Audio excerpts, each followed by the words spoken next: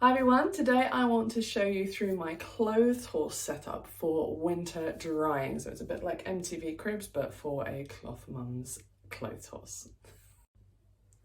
In your typical nappy laundry, you are likely to have things like cloth wipes, inserts, fitteds, wraps, just all sorts of bits, and even flats if you're using them. And what I wanted to talk to you about was about different materials that you might have in your wash and where they are best suited on your clothes horse. So things like cloth wipes tend to be very thin. These are from Bobo Tweet, but I've got some of the Tot Spots bamboo ones here. They tend to be very thin, and I tend to pin them together together at a time and put them in the center on the lowest rung of my clothes horse. This is because these are quick dry, easy drying items that don't need an awful lot to help them dry.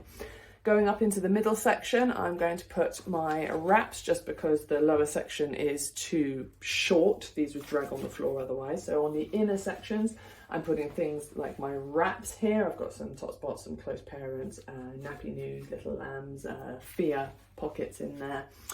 And then on the top section, I have put the thinner part. This is a Bobo Tweet hybrid, and the actual outer part of the fitted is quite slim and quite easy drying. So again, I've put that in the middle. All of your easy drying stuff, so your fleecy liners or your cloth wipes, your wraps, and the outer parts of a loose hybrid, if you've got something like that, they'll go on the inner sections because they don't need quite so much exposure to be able to dry. Then on the outer layers, I have put things, so starting to get towards the outer section of the lower rungs, I've put just inserts, and always hang flat. So everything is hanging flat.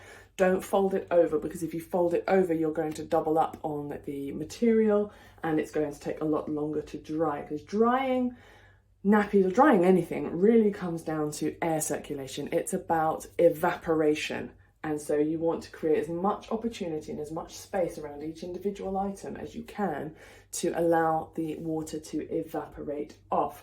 Now, if you've got things like all-in-ones, this is a Little Fern all-in-one. If it's integral absorbency that can't be pulled out, so a Bambino Mio or some other ones will have absorbency that pull out of a pocket. If it is a true all-in-one like this, where it's one unit, see what I've done here? I have turned it inside out as much as possible to have the inner absorbency facing out as much as I possibly can to maximize the airflow to this absorbent part.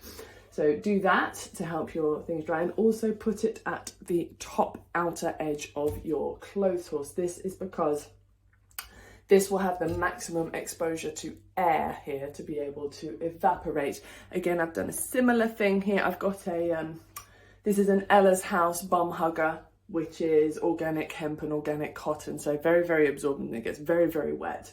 So that again has gone on the outside. This does actually have a tongue that slips into a pocket, so I have folded over using two of the rungs of my clothes horse. So again, the idea is just to give it as much air as possible, but again, the hemp side goes on the outside. I've got an all-in-one here, another one from Bobo Tweet. Again, what I've done is flipped it out as much as I can. I've actually turned this one inside out.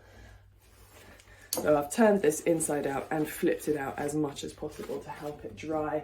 I've got the insert from the Bear and Boho, which is an all-in-two, and it snaps in, which is a really nice insert. But of course, if you hang it like this, it's going to stay very wet for a long time. So again, just fold that out as much as you can and put it at the top to the outside of your clothes horse.